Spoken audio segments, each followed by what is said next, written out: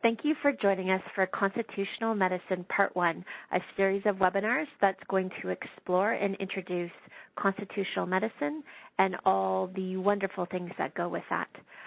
My name is Heather Schofield, and I'm here tonight with Henrietta De Jong, who's going to be using her extensive decades of experience to be teaching us all about constitutional medicine and drawing on her background of biological medicine and homotoxicology and iridology and body-mind medicine and psychosomatic energetics and detox and drainage and all the other wonderful things that she does within practice.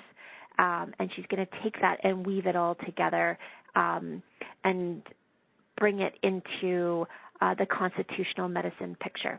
Constitutional medicine and the introduction even tonight, you can get started in your practice right away because it consists of an easy understanding of how to determine what a patient needs and then a choice of one of 3 remedies for that actual patient, which we're going to explore tonight. So with all of that said, I really am excited that you're here with us tonight, and I would like to welcome Henrietta and pass things over to her. So Henrietta. Hi, Heather. It's an absolute pleasure doing this webinar with you. Welcome to everyone, of course, and I'm sure you all know Heather. She's the Medical Education Director of Biomed. She has been there for a long time, and she's very knowledgeable, and she's very supportive of her clients and customers. Having said that, I find that all the staff from Biomed company is very well educated. They provide excellent customer service. I also like to say they have an excellent quality control division. And their president, Kevin Ma, is an ethical businessman. He's honest and trustworthy, not only towards his customer, but also to his staff. All in all, I find it an absolute pleasure to work with you all. Great. Thank you, Henrietta. So Henrietta and I are going to do the webinar tonight a little bit differently, in a bit of a Q&A and interview-like style. So I will be asking questions, and Henrietta is going to be providing the very knowledgeable answers to all of us tonight. So Henrietta, let's get started.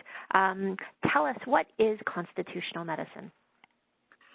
Well, constitutional medicine is basically genetics, which is nature, and of course the environment plays a big role in there, which is nurture. So thinking about babies when they're born, we often can notice actually their eye color. They start as blue most often, and that eye color changes during that first year. But not just the eye color, but also the structure of the eyes. That changes within the first 7 years. And those are the very important years. They are rooting years. And after that, the pattern kind of sets. And it's important that as parents, I always teach my patients that as a parent, you play a huge role in those first 7 years especially. If you really can be present with your children, and be there for them as parents, it has a huge influence on how these genetic patterns are setting. And so a stable and happy environment is very important. So interesting. They always talk about those first 7 years and how important they are, and definitely for lifelong health as well. So continuing on with that, can you explain what constitutional medicine is? Well, absolutely, Heather. Constitution, as it says on the slide, is the sum of the inborn characteristics, and it determines the typical disease pattern that are expressed and how disease then develops in the body. And so it is the individualized totality of a person, which is determined by the predisposition, and of course, by the capability of that person, how they react to the environmental influence. And the European model of iris diagnosis is basically founded on the principle that we are born with a set constitution. It's basically the stuff that we're made of. And it's a combination of our strengths and weaknesses. And there are many influences that influence those factors, and they are listed here as well, of course. And to start with, the biggest one I always find is the psychological stress. So if I have a patient in my office, I like to ask that patient, one of my first questions is, are you presently under a lot of stress? And because these negative things, as we can think of, if we're working, for instance, in a negative environment of if we have lack of social activity, those things have a huge influence. And by asking your patients those questions and then asking them how they feel the stress that they're presently under relates to their health, it opens up many avenues. Now, also, the second thing that I always talk about is nutrition, which is extremely important. We only have to think about nowadays our refined sugars, our genetically modified foods, and healthy fat intake. Of course, physical activity, lack of exercise is not good. We all need our sleep, which is important. If we're not refreshed, we can't function. We need to drink, so hydration. And then also a little bit about medical interventions. They can also come into play when the patient's undergoing surgery, when they're on multiple medications and the side effects of that. And in regards to the weather and climate, we can think of pollution, we can think of radiation, chemical exposures. And then last but not least, I've listed here the miasms. And of course, miasm is when you are basically born with a predisposition to a particular disease. And then, as a conclusion, in constitutional medicine, a remedy is lined up with manifestations of symptoms that are the direct result of our genetic weaknesses and the environmental influences. So again, it is nature and nurture. Now, these remedies will strengthen these weaknesses, and we will talk about those remedies extensively later on. Not to forget that our physical, emotional, and our spiritual capacities, they have their impact on our DNA picture. And research has also shown that we are affected by negative emotions such as shock, trauma, depression, of course, anxiety, mental obsessions, and low self-esteem. So I always go and say to my patients, pure thoughts and actions, a positive attitude, and able to accept what life throws us, the ups and downs that come our ways. And of course, a happy heart works like a medicine. And Henrietta, if I'm not mistaken, in our number 2 webinar, where you start to talk more about the structure and the personality, these are some of the things you'll also go into in more detail. Absolutely. Mm-hmm. Okay, sounds great. So continuing on then with constitutional medicine, it consists of 3 categories, the constitution, the disposition, and the diathesis. Are you able to go through and describe and provide a little bit more detail on these 3 things? I sure am, Heather. So today we talk about the constitution, like our inherited DNA traits, and they can be present at any time, or they can come out as we age. Some of us that are unfortunate are born already with them. Mostly we can see them coming out at middle age. 50, 60 is very common. If we're lucky, at an older age, and if we're very lucky, they never come out. And how to observe them is, of course, through the eye colors. And that's what we're going to be talking about, the color of the eyes, the blue, the brown, and the mixed colored eye. But another very important layer is that you just mentioned previously, Heather, here is the disposition. And that one lines up with the actual personality traits. So you actually have the ability to read the eyes and know what your patient is all about. And so that is the character type. And that in the old days was, they called them the 4 humors, like the choleric, yellow bile liver, the sanguinic blood, the phlegmatic, the melancholic, the black bile kidney spleen. And we can observe this in the eye as well through the structures that you can see. And then lastly, as we just mentioned in the previous slide, is the diathesis. Those are the inherited traits that are already present at birth, and that is the miasm. In the eye, we can see specific iridology signs, the structure and also the color of the eyes. And of course, this is the predisposition to a particular disease, and it will represent the clinical phase of the disease. Now, the key for us is to learn to support these weaknesses whenever they surface. And as I said, for some that is early, for some it's midlife, for some it's when we're older, and for some, and that's quite rare, it is never at all. So just to summarize and to confirm that this is the correct understanding, since our webinar tonight is focusing on the constitution portion, and then the disposition will come in webinar number 2, iridology and iridology 101 will be webinar 3, and then diathesis will be webinar number 4. With the constitution then, we're looking at inherited and genetic or DNA traits that are potentially going to show up as symptoms or manifest in the body at some point, and generally as we age. Absolutely. That's correct, Heather. Okay. So then with that said, the next question, and I think this part is actually really important, a lot of practitioners are probably thinking this right now, is why is this important?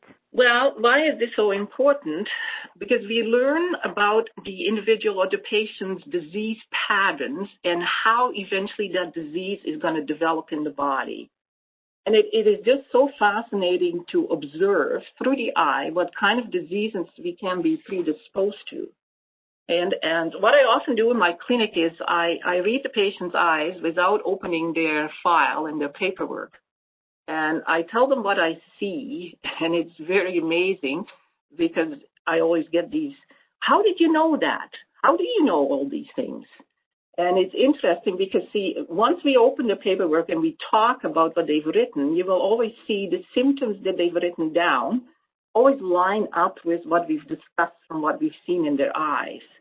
And mostly it's symptoms that they're presently experiencing, but if not, they can tell me, well, I don't have this now, but I had this a couple of years ago, or I had this when I was 12 or when I was a child. So it is always correlating with symptoms they've had in some point in their life, and therefore it's absolutely great to do this.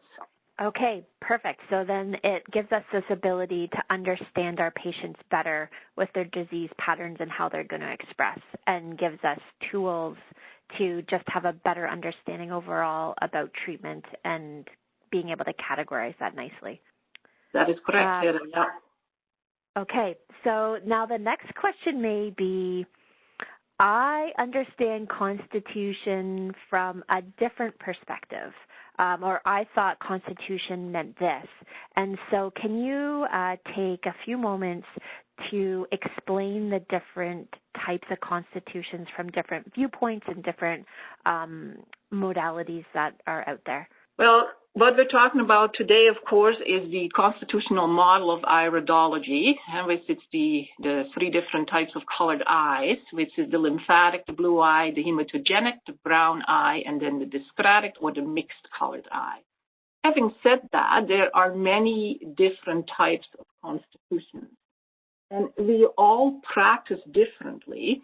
And none of them are wrong. All these constitutions that are here on this slide, they correlate. So, for instance, if we practice a lot of sanum or pleomorphism, we have the mucor constitution, the aspergillus constitution, the penicillium, and the fungal and the candida, and all of those also line up with eye colors.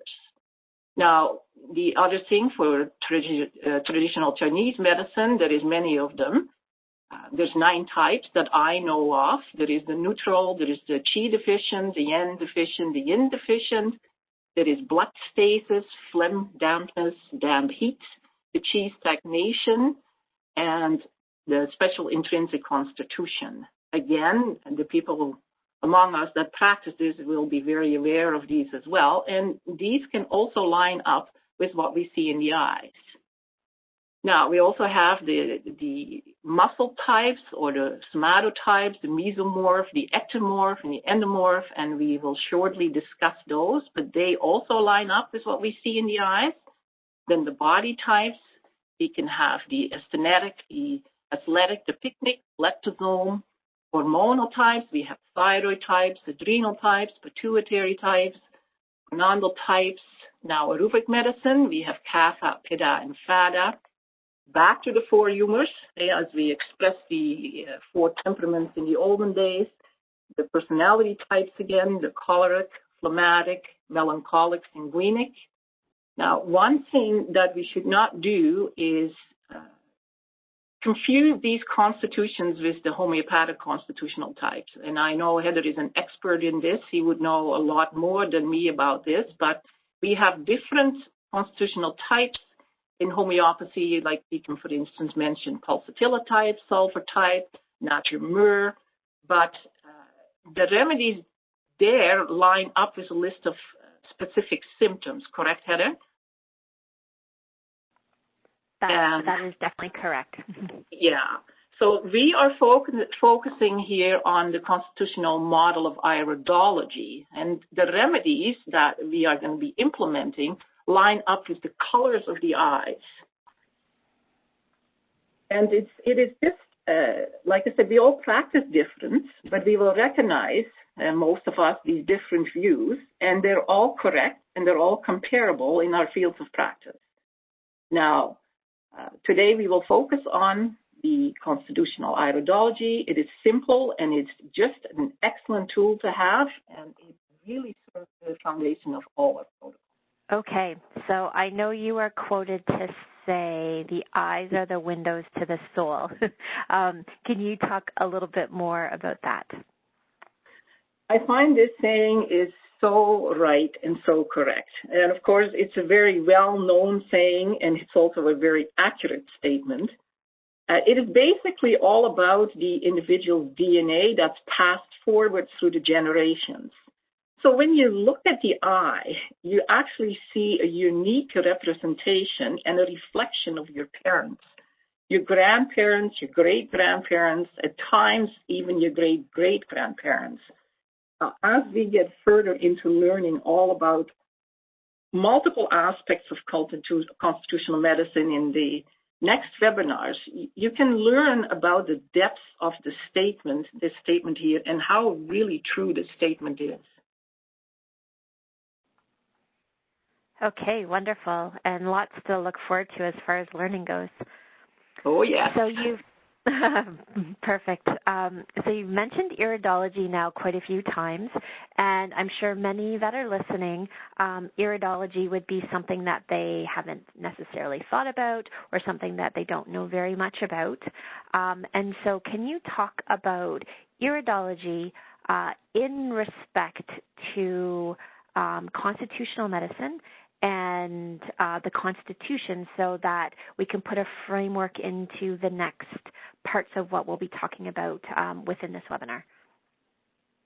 Well, I practice European constitutional medicine, constitutional iridology. It's basically the same thing. And it is based on an approach where it considers, as we talked about, the Constitution. So it gives a clear understanding of individual pathways to the disease. It most often supports their findings, and of course we use complex homeopathy remedies for that. Now, it believes that there are no changes visible in the structures of the eyes as healing takes place, and that's where the difference comes in with the American iridology. So this is based on a gentleman called Dr. Joseph Beck, who was a medical doctor as well as a scientist. And he was born in 1914, and I believe he died, it was 1990, so not even that long ago. And he founded a famous research in the institute in Ettlingen, Germany. It still exists today, and it's called the Felke Institute, and it still teaches many iridology courses. So he basically said the iris is a genetically inherited structure. Now, it is simply really a starting point for therapy. And we will mainly, as I said, use complex homeopathic remedies as the different ingredients will support, and they will be able to support the different genetic weaknesses that we find in our iris analysis. Now here is a slide for the American iridology, and I just want to point out a few things from history. The very well-known Dr. Ignaz from Paisley from Hungary, and that dates back years ago, I believe it was the 1800s, and he developed the first iris map.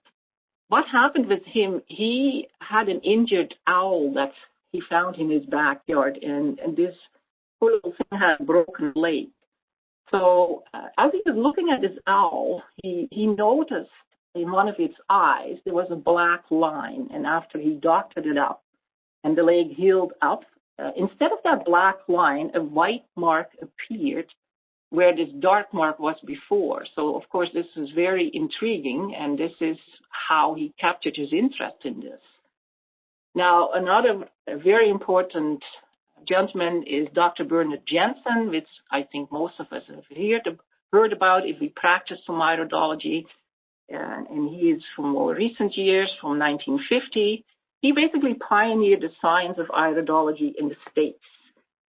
I know that he has developed the most comprehensive eye chart that show the organs and the location of the organs. And basically in his method, he points out that once we open the detox pathway, so we start treating our patients, you can see the results in the eyes as in the eye color changes. And certain structures will even disappear as we are healing the patients, and as well we are healing as healing takes place, I would say. And this is possible because I really have seen the eye color become brighter and clearer. But that is not what we teach in this webinar, because we concentrate on the European constitutional medicine. But it is not wrong, for sure not. Okay, thank you for explaining that. And the one thing I just want to also mention to everybody listening to the webinar tonight, that yes, Henrietta is definitely talking about iridology, and she's talking about the eyes and the eye color, but also to understand that's not the only thing about constitutional medicine. And when we're looking at constitution, in the spectrum of constitutional medicine, one of the easiest ways to be able to determine it is to be looking at eye color, which Henrietta is going to start to go into more detail just shortly. But at the same time, we don't need to become iridologists in order to be able to practice constitutional medicine. So I just wanted to emphasize this point that this isn't necessarily about iridology. However, if it's something you're super interested in learning about, we will have a webinar that's exclusively related to that for those that are interested in diving deeper in. For those of us that really just want to be able to help our patients from that constitutional genetic weakness to strengthen that, then we're going to just be basing eye color on constitution and then having a remedy that matches with that. You can do that, as Henrietta will talk about in a little bit more detail in just a moment. You can be looking into the eyes. You can use a light to be able to look at the eyes, but you don't necessarily need any special equipment to get started. I mean, basically, as long as you have some eyes to be able to look into your patient's eyes, then that's the tools that you need. And so, okay, so with that said, I'll pass it back to Henrietta, and so she can start talking about how we go about determining constitution, because there's lots of different ways that we can actually do that. Now, of course, the first thing is the eye color. And like Heather said, we don't have to invest in all kinds of expensive equipment. It is very simple. We can look at eyes with the naked eye and determine what color they are.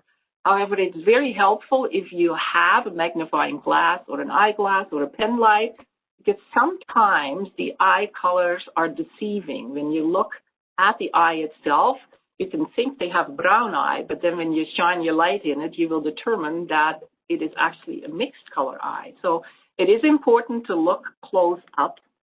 And, you know, Also, it's important to know that there might be a variety of different types of color, but as long as there is no pigment, you can determine that this eye is blue.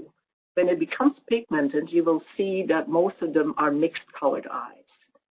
The other thing that you can also see is the skin. You look at their complexion, and most of the time, the skin is fair, and then, of course, they can have blonde hair, dark hair, so there is different things there that come into play.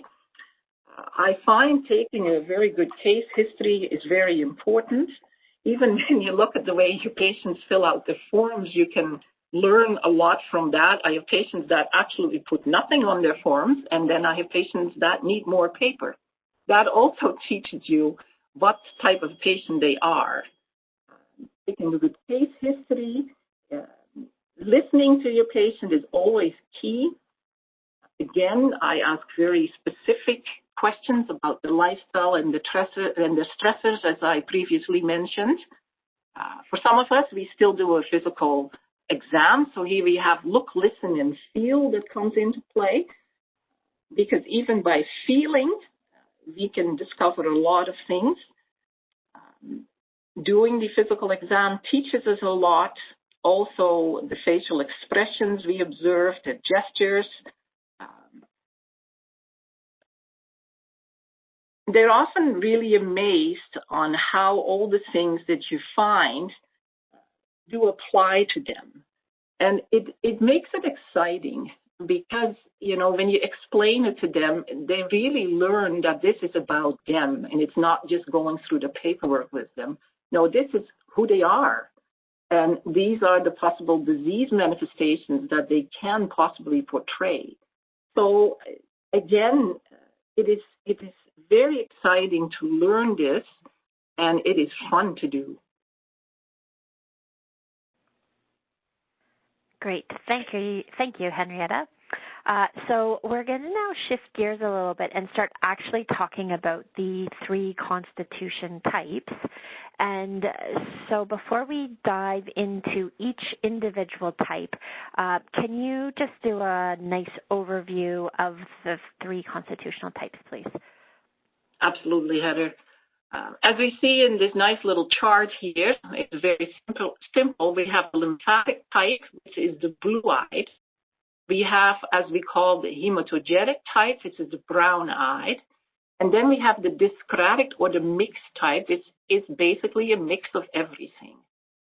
Now, as you see in the chart, I often compare that, as I previously said, to the penicillium types from the people that use the Sanum, which is the blue-eyed. Again, the brown-eyed, I'd like to compare to the mucor type. And then the dyscratic eye is the aspergillus type.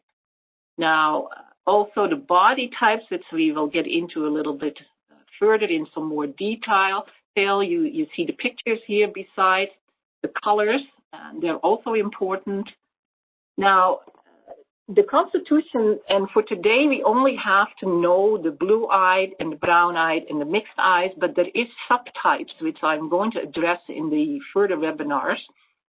And the subtypes are also very important because they can refer to the liver, to the spleen, and to the kidney.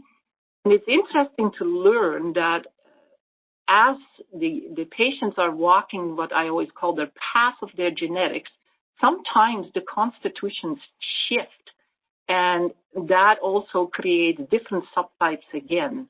But again, we will be addressing that in the next webinars. For today, I would like you to really learn that blue-eyed people, they use a remedy called Lymphodrop, which is a very well-known remedy already, because Biomed has carried it for years. I believe our brand's newest remedy is the Taraxacum, which lines up with the brown eyes, with the hematogenic types, and then we have Thuya, which lines up with the dyscratic type, which is the mixed eye color, and we've had that for a little bit. I think that can bring us to the next slide. Yeah, absolutely. Yes, so Taraxacum is very brand new, and Thuya is new. And then Lymphodrop is a very tried, tested, and true Nessman remedy.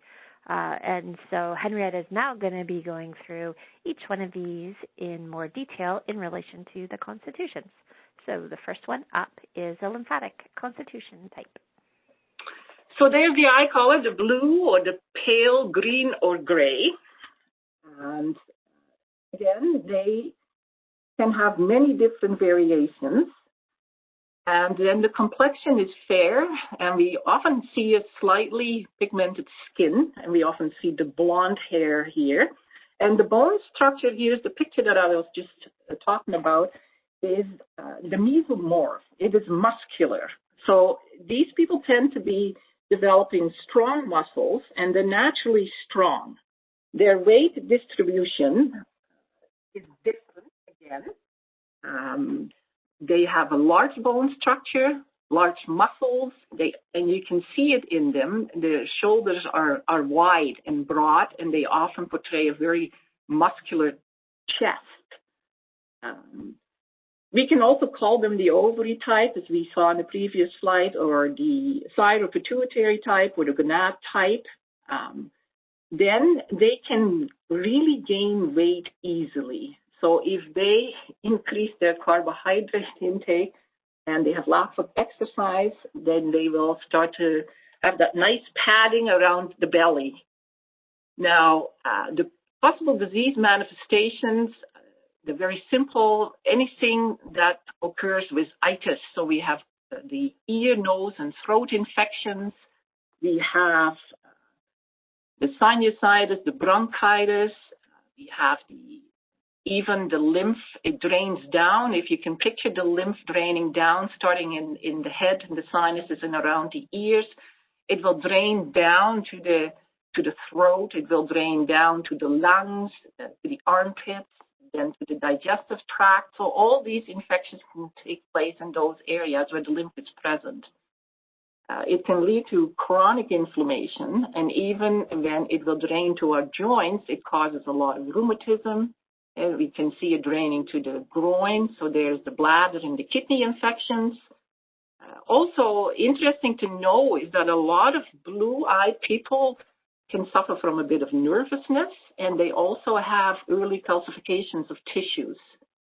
Now, as again they walk the path of their genetics, and it can turn into an allergic picture as well, and that is often environment, but it also can be food.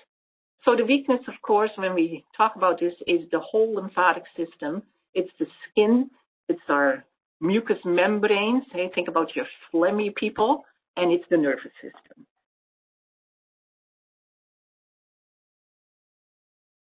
Now here we see some typical blue eyes. There are three blue eyes, but as you can see, they're very, very different. They're different in color, and we have a lighter coloring. We have a darker coloring in the bottom one, but we also see, and when we talk about the disposition, which we're going to do in the next webinars, this is the exciting part, and the personality traits come out, but you can see the different structure in these eyes. Okay? So the top left one, you can see openings, and we call them laguna in iridology, and then in the bottom one, you can see also these openings, but they're smaller, they're close to the pupil. Then in the top one, we see a lot of very fine hairs. And again, we see a ring around the eye, it's dark. So all of these things, all of these structures, they tell us something. But for now, again, the color is the most important thing to know. Now, lymphatic therapies, yay, my favorite remedy, Lymphodrop. So Lymphodrop is the remedy that lines up with the blue eyes. It has been a remedy that has been around for a long, long time. It's one of my most favorites, and as far as I know, for people with lymph eyes, with blue eyes, you take Lymphodrop.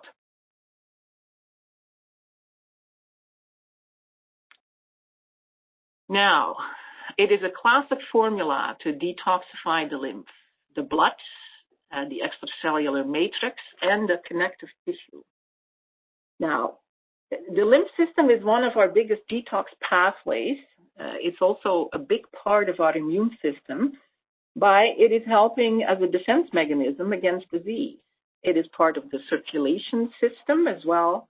It transports hormones, nutrients, and waste.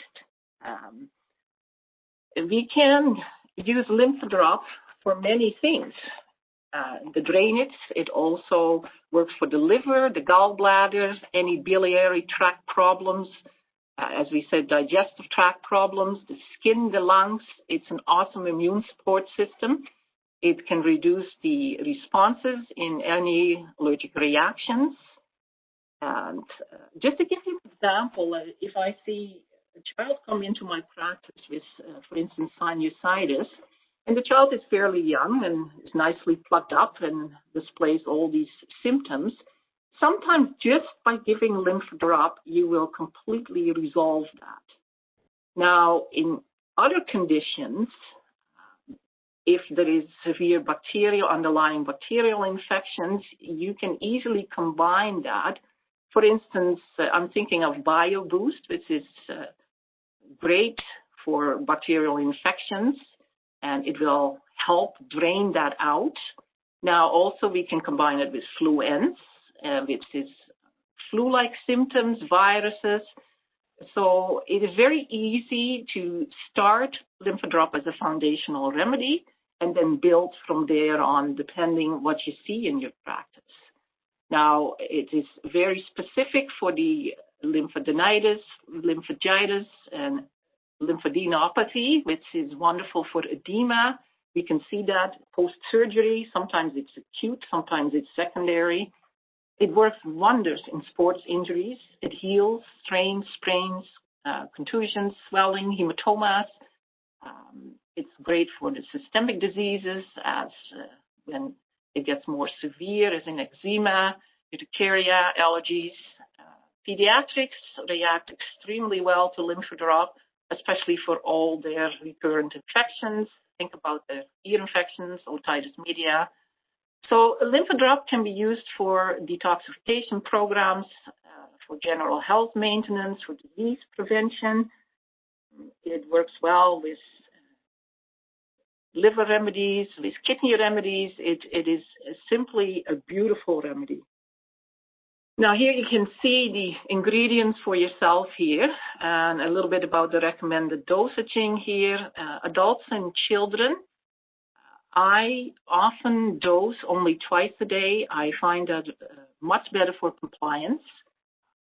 So I often start low because we can always increase. So we have less detox reactions. So I often have the adults and the children over 10 years old take 8 to 10 drops twice a day. The children, I usually cut that in half, so 4 to 6 would be twice a day. And then the wee ones, we can give them a little less than that, 4 twice a day. That works very well for them.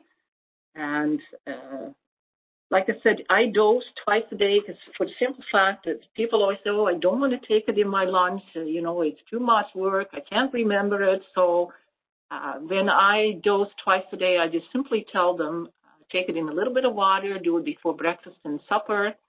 And if you need to combine anything, you can put it in that same water. And you don't have to wait for a long time, but just let it hit an empty stomach and then you can eat. Great. Thank you for going through the lymphatic constitution and then talking about the eye color that goes with that and then the remedy lymphodrop. I can also echo what Henrietta has said, especially about any of the pediatric cases. Because this is a homeopathic remedy, it's very safe to give children. And it's often one of my very first go-tos when dealing with a little one and they have some sort of infection, whether it's a throat or an ear infection, in some cases a bladder infection. And or maybe no infection at all, but a common cold or flu coming on, and especially if you can start to feel the lymph nodes showing up in the neck and in kind of the throat and behind the ears, a lymphodrop will work wonders at getting things moving. And sometimes for little ones, that's all they really need is that initial support to let their bodies and their lymphatic system and their immune system do the job that it's designed to do. And lymphodrop, at least in children, is something that's really beautiful to do that. Henrietta mentioned edema, and I've also watched lymphodrop work miracles when people are having a lot of swelling, especially when we were able to do a lot of traveling and people flying and getting swollen ankles because of that. Lymphodrop can really kind of get that cleared up nicely. Absolutely. And it's a great. You're so correct in that, Heather. Often with flying, I recommend people take lymphodrop with them when they go different places because it really takes that swelling down very quickly. Absolutely. Henrietta, do you have any experience using lymphodrop in lactation or pregnancy? Yeah. I have no issues with giving that to my pregnant women and breastfeeding women. I find it's when they produce not enough breast milk, it helps that. And I also find when they're pregnant, it keeps the infections away from them. And I have never seen any bad side effects from that. Okay, perfect. Andrea had asked that question about appropriate for pregnancy and lactation. And Andrea, as you know, not all natural health products are appropriate. There's definitely a lot more cautions around pregnancy and lactation. The really wonderful thing about lymphodrop also on the label, it does not have a contraindication in pregnancy or lactation. So it's a caution and warning. All natural health products pretty much have a caution and warning for pregnancy and lactation, and what that means is the practitioner needs to do the due diligence to make sure that it's an appropriate remedy at that time for the patient if they're pregnant or lactating. And in this scenario with lymphodrop, do the due diligence, and as long as it's appropriate, then it is safe to give. So thanks for that question. Okay, and so what we're going to do is we'll move on to the next constitution type, the hematogenic constitution, and we'll get Henrietta again to detail us on this and throw in her expertise and experience, which I love listening to as she's talking through all of this. Well, thank you, Heather. The hematogenic constitution is, of course, our brown eyes. Now, don't fool yourself because we have very many different types of brown eyes. When we look at eyes, just again with the naked eye, just looking at them, you say, oh, they look brown. But if you look a little deeper, you can see how many different eye colors in brown there actually are as well. Now, again, bone structure, I identify them as an endomorph. And under the normal circumstances, they have actually quite a bit of body fat. Now, if you see in the picture there, they are short and stocky. They have very strong muscles, but they tend to be a little bit soft and round. Now, but that doesn't mean they're a fat person, not at all. However, they gain their weight very easily. They must do cardio exercises as well as weight training. We can also refer to them as the thyroid type or the liver type with endocrine disorders. And their possible disease manifestations, again, we talk about two types here. We talk about the gastrointestinal diseases, so the gut issues, but we also talk about circulation issues. So possible things that can happen is intestinal dysbiosis, the gas, the bloating, gastritis, and it's an itis, an infection. They can have spastic bowel like IBS, also chronic pain, and then, of course, the liver and the gallbladder disturbances. As in the fatty liver, they can have gallstones, cholecystasis, of course. They often show a very slow metabolism, so they constipate easy. Now, in regards to circulation, they can have blood vessel congestion, thrombosis, varicose veins, and therefore also the skin diseases. And their weakness then, of course, is the liver, the digestion, and the circulation. Now, here are those different brown eyes. As you see, they are very different in color. There's lighter colors and darker colors, and that is not always easy to observe with the naked eye, so that pen light will come in handy for sure. Now, again, look at the structures here. You see very different structures in those eyes, and again, we talk about the disposition and the personality type when we talk about structures. I just want you to be aware for this webinar that even in the brown eyes, we can see many different structures.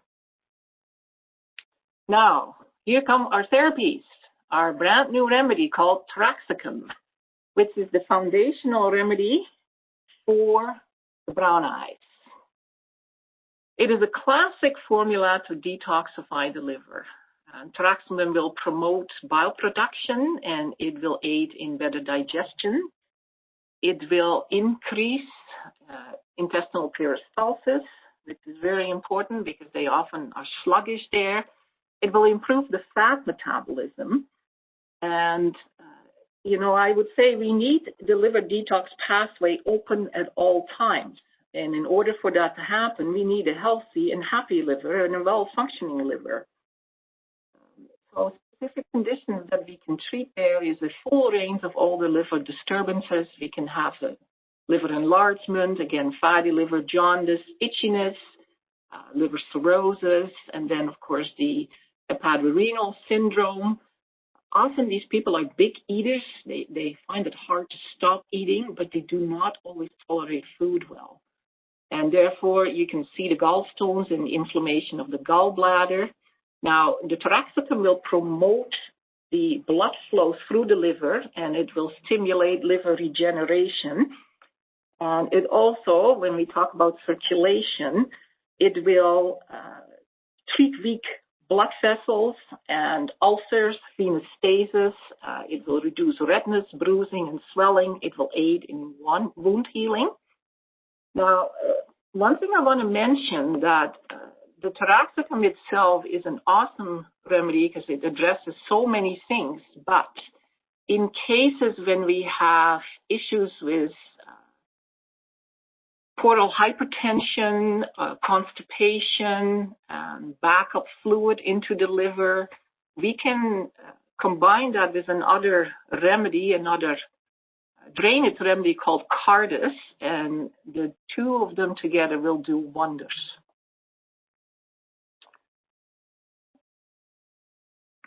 Again, the recommended dosaging for adults and children over 10 years. Again, I like to take it slow, 5 to 10 drops twice, but it doesn't mean we cannot do it 3 times a day, but I find compliance twice a day. For some people, I tell them just get it in, even if it's once a day. So for the kids, again, age 4 to 10, 2 to 4 drops, only twice a day. And then the wee ones, I only do 1 to 2 drops twice a day. That is more than sufficient for them. All right. Thank you, Henrietta. We have a few questions that have come up around Taraxacum. And so the one thing that I just wanted to mention is Taraxacum is literally a brand new product. It's currently just out for testing right now to make sure that it's going to pass all specs, which we absolutely expect it to. So we should have it available in the next week or so, and all of that information is getting put up onto the website in this week as well.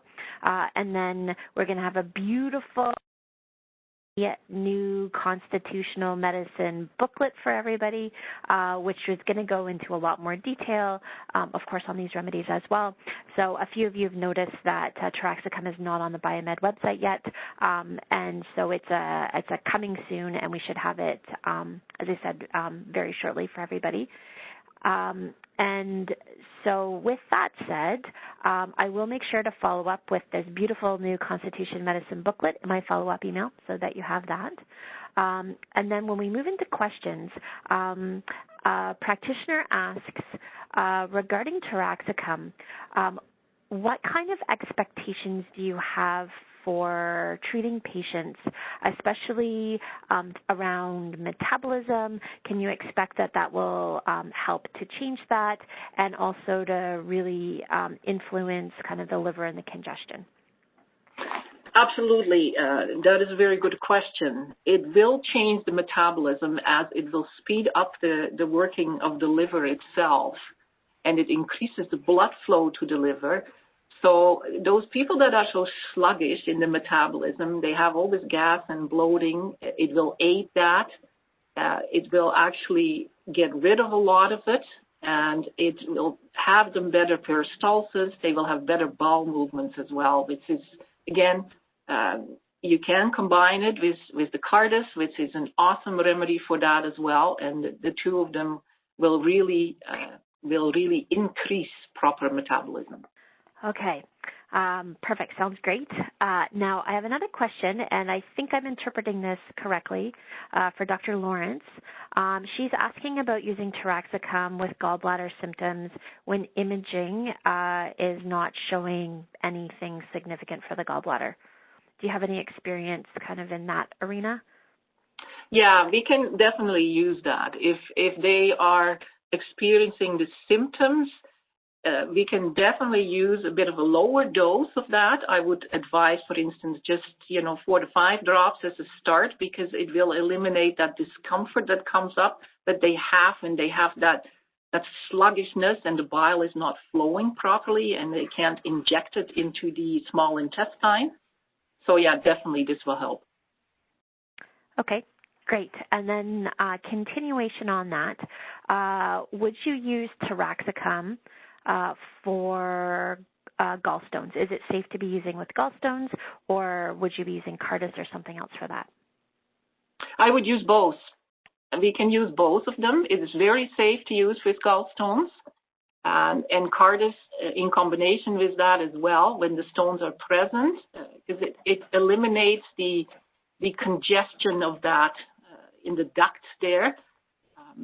I cannot say for sure that it will eliminate and get rid of the stones itself, but it will definitely get a better bile flow again. Okay, excellent. I do know with Cardis, if you're using it in combination with one of the alkalizers like Alcala or basic powder, and also with a fat digestive enzyme plus Cardis, it can actually get some dissolving of the gallstones happening. And so there is some techniques, at least with Cardis I'm very familiar, because taraxacum's new. That's stuff we still have to learn, but there is some work you can do with gallstones and helping to dissolve those. Okay, so Dr. Lawrence has a couple more questions here. For bloating and gas with more loose stool, not actual constipation, would taraxacum be called for in that situation? Yes, we can definitely use it for bloating and gas itself. And even when the stools are loose, it doesn't mean that they will get diarrhea from it at all, but it will take care of the bloating for sure. Okay, excellent.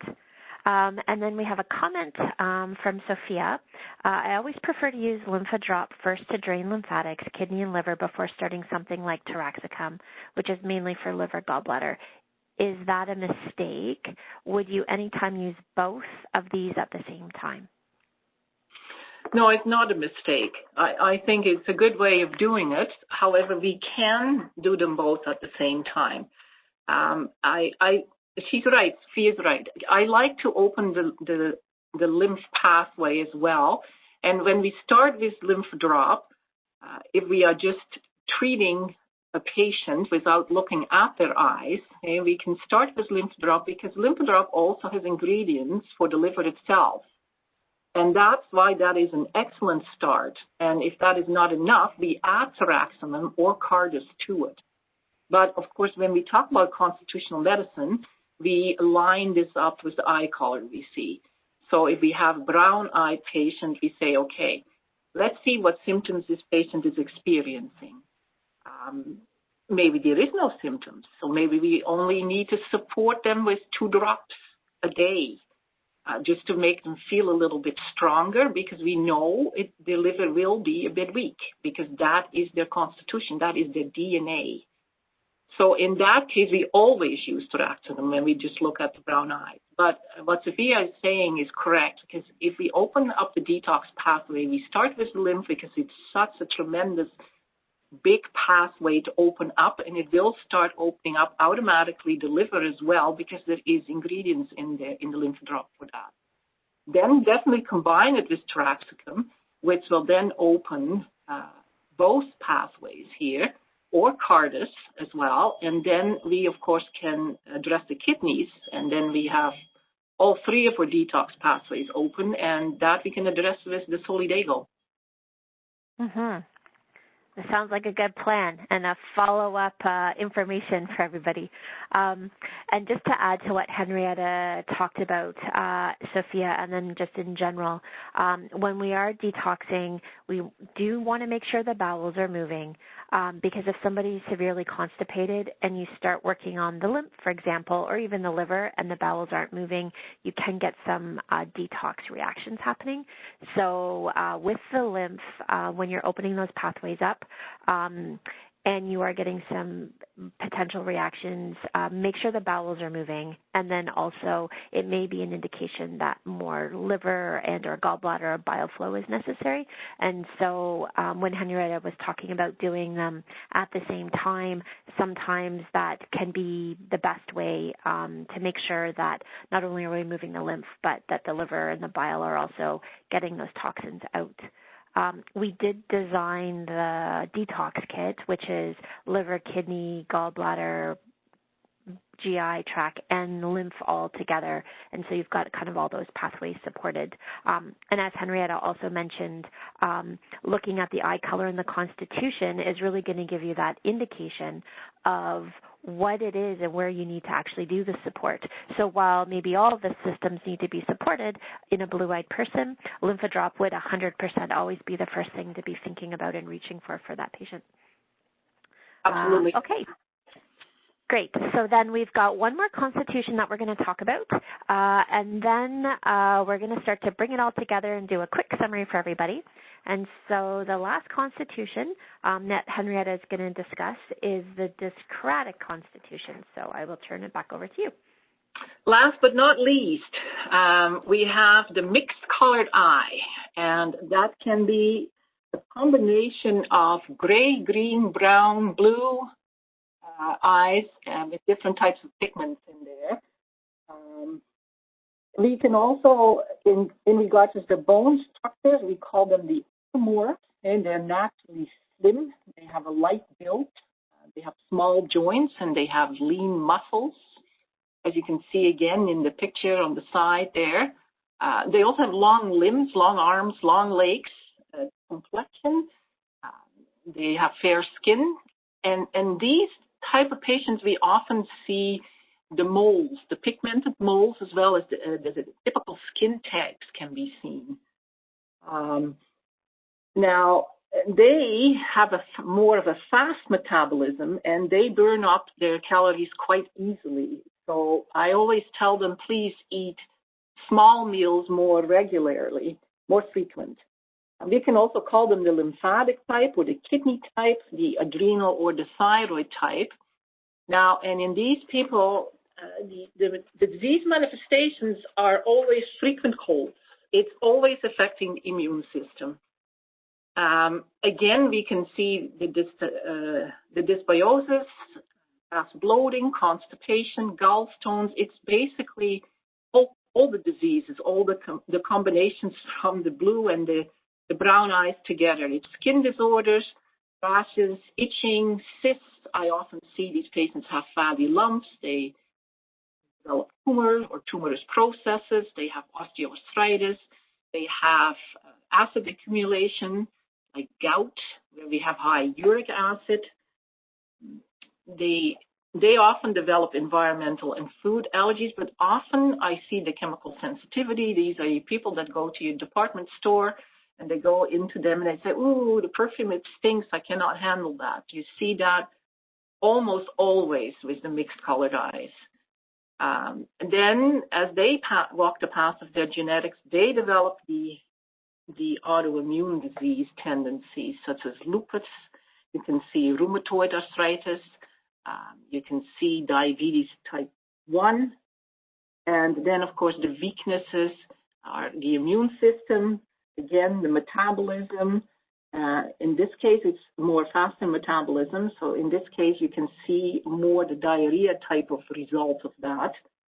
The skin, we can have many issues with the skin, and they need to be treated. These are often quite more chronic illnesses that you see.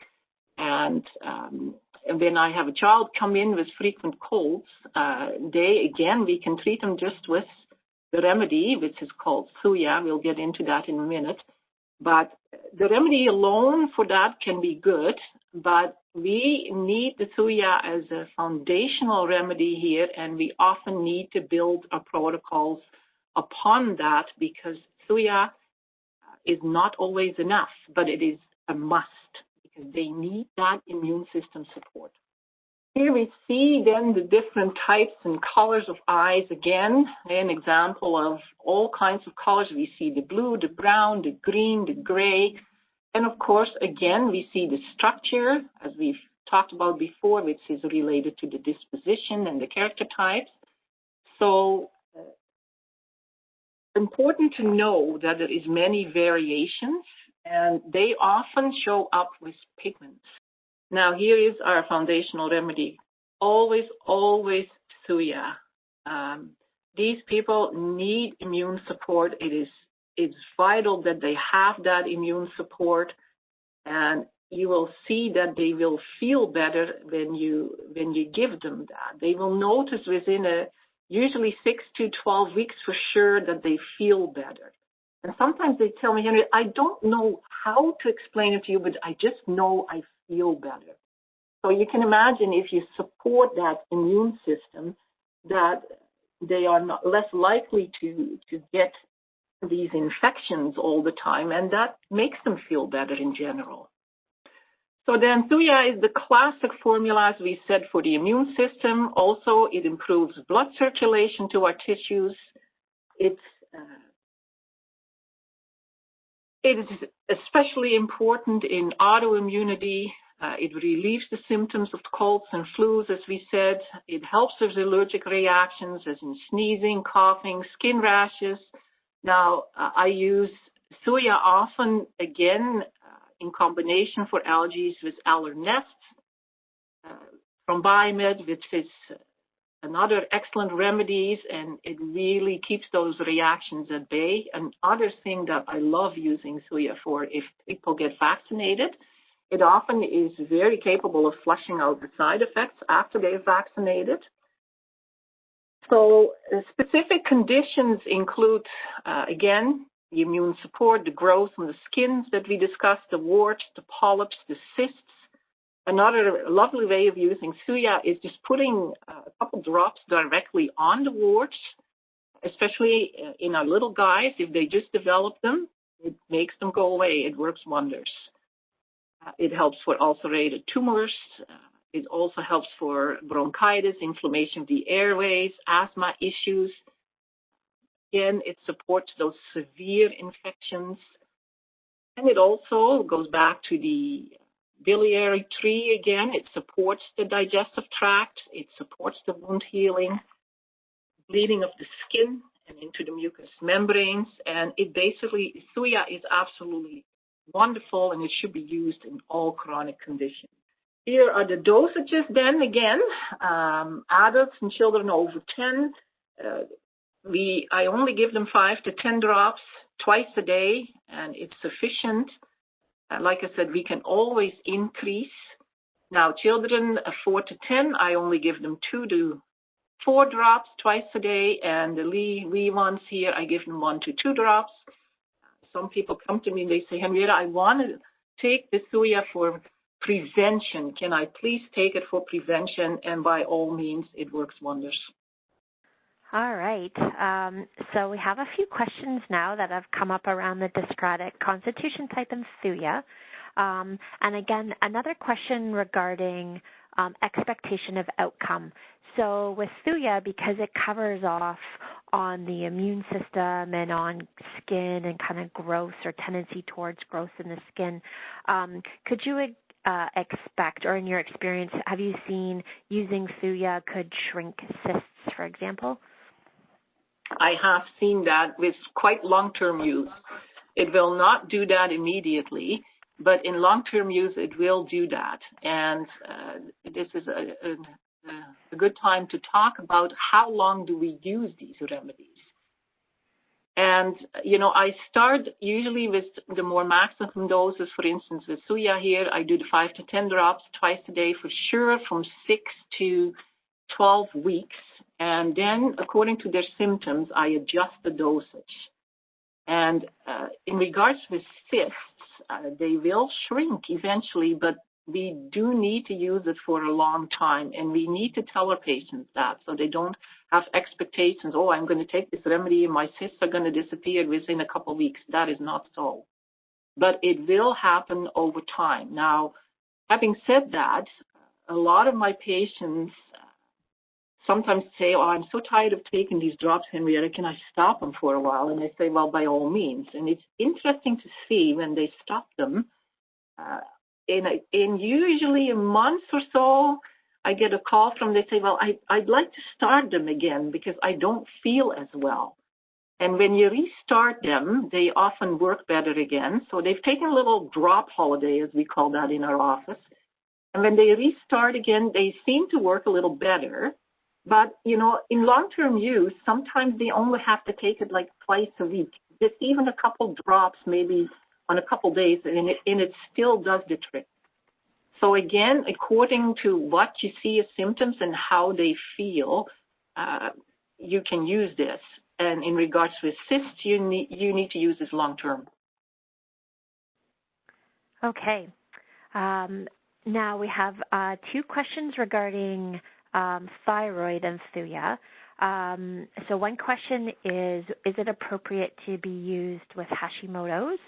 And then the second question is, have you any experience using Thuya to help shrink growing thyroid nodules?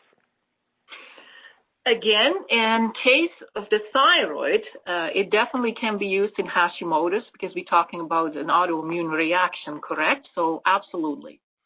Now, when we talk about shrinking nodules, yes, I use Thuya, again, as a base remedy, but I'd like to combine it with other remedies such as, again, in Biomed has a big toolbox there. We can put Lycopus together with Thuya, and we can also add BioThy to it. Okay, perfect. Thank you. And then I have one more question that's come up regarding Thuya. Could it be useful in asthma that gets worse from mold? Oh, absolutely. It's a great remedy in asthma. And asthma, of course, gets really not very happy when they are confronted with mold issues. And the Thuya, again, it's a very good base remedy because it supports the immune system, first of all, and then we can add bronca or some Sanum remedies if necessary, and it makes a great combination. All right, perfect. Thank you for answering all those questions. So we've got 2 more slides to cover off. Before we get there, there was a question coming in, and I just wanted to cover this off from Kim.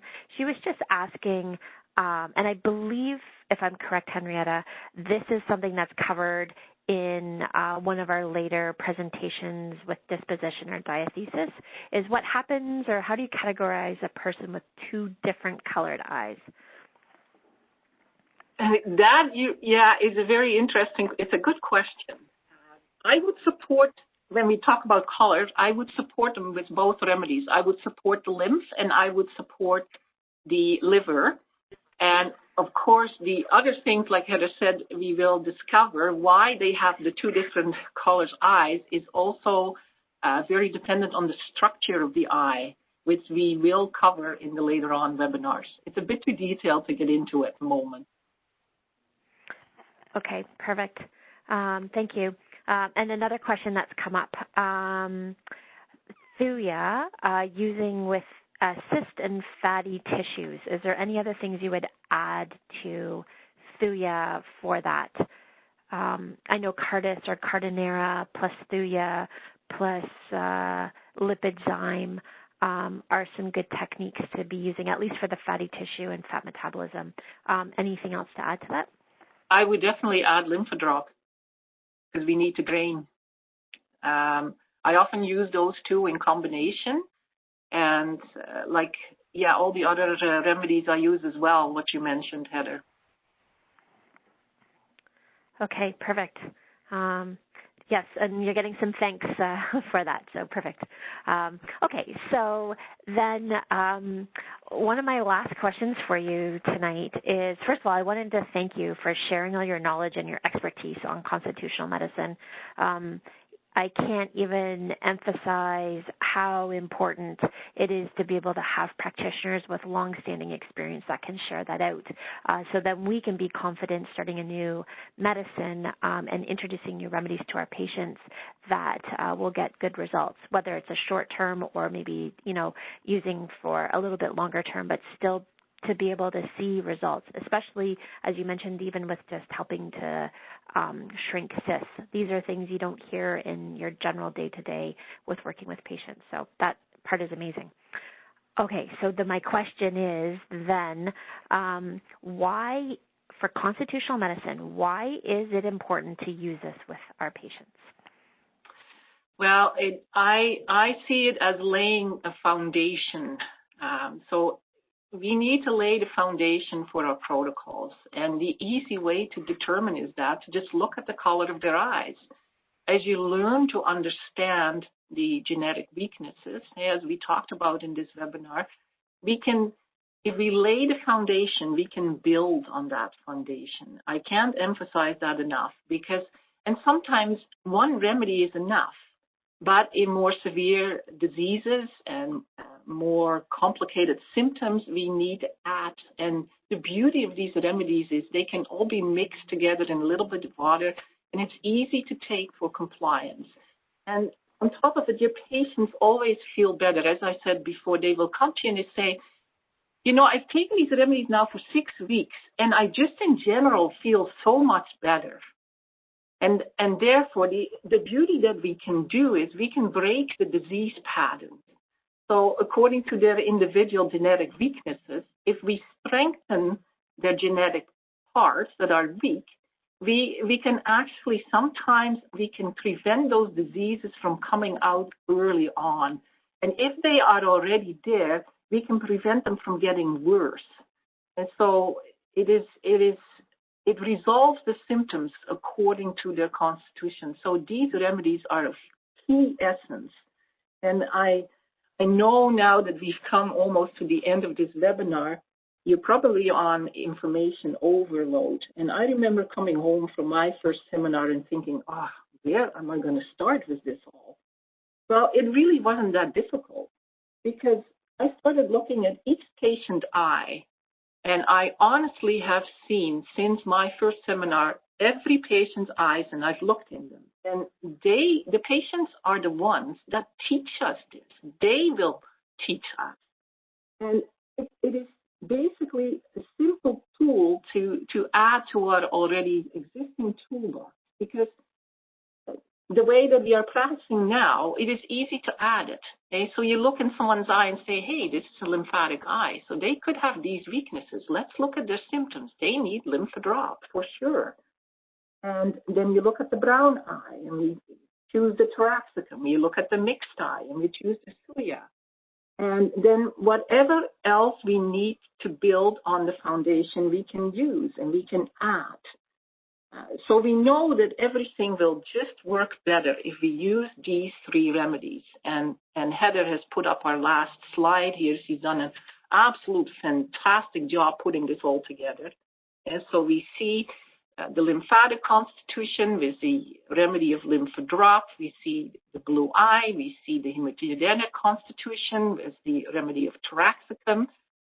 And we see the discratic, the mixed, and the thuya. And dosages are there. Again, the body systems affected by, with the blue eyes, it's the immune, the skin, the lymph, the mucous membranes, the nervous system.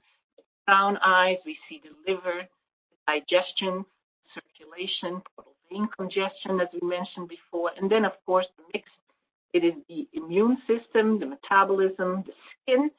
And then we can see all the symptoms at the bottom that can occur. And there's probably more than what we have listed there, but these are the main ones. For the lymph eyes, it's the frequent recurring infections, all the itises. Just keep thinking on how your lymph drains in the body. It drains down, so it affects the bronchioles. It can affect the kidney, so the cystitis, the general lymphatic congestion, so we cannot detoxify. And of course, we can get edema and allergic reactions. And then we move over to the brown eyes, the hematogenic here, with their slow metabolism, with their gut issues, their IBS, fatty liver, gallstones, as we talked about, poor bile flow, so just not feeling good, being pukey and nauseous, poor circulation as well, varicose veins, blood clot formations. And then, of course, our mixed eyes with their weak immunity, autoimmune issues, allergies, food issues, environmental issues, chemical sensitivities, again, dysbiosis as well, skin disorders, their warts, their skin tags, the cysts, the polyps, gout, and many basically chronic conditions.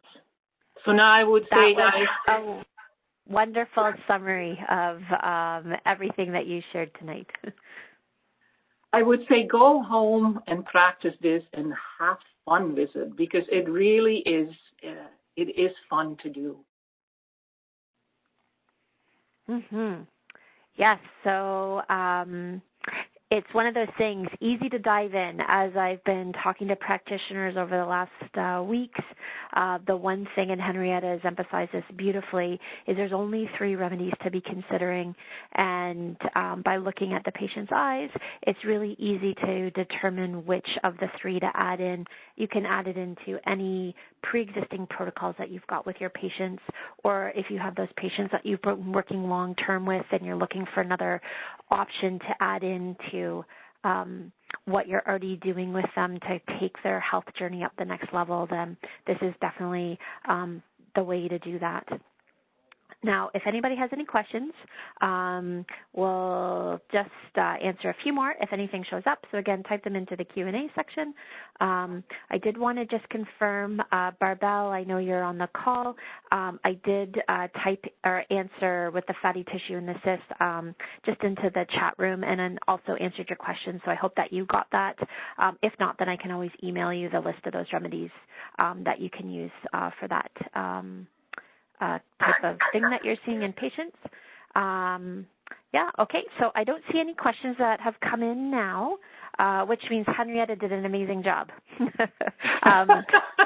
Well, even if there's no more questions, Henrietta, you did an amazing job. I want to really thank you for presenting constitutional medicine and talking about the first portion of that as the Constitution, what types of things we need to look for with our patients, and then what the solution is when we see those types of specific constitutions as the inherited genetic weaknesses.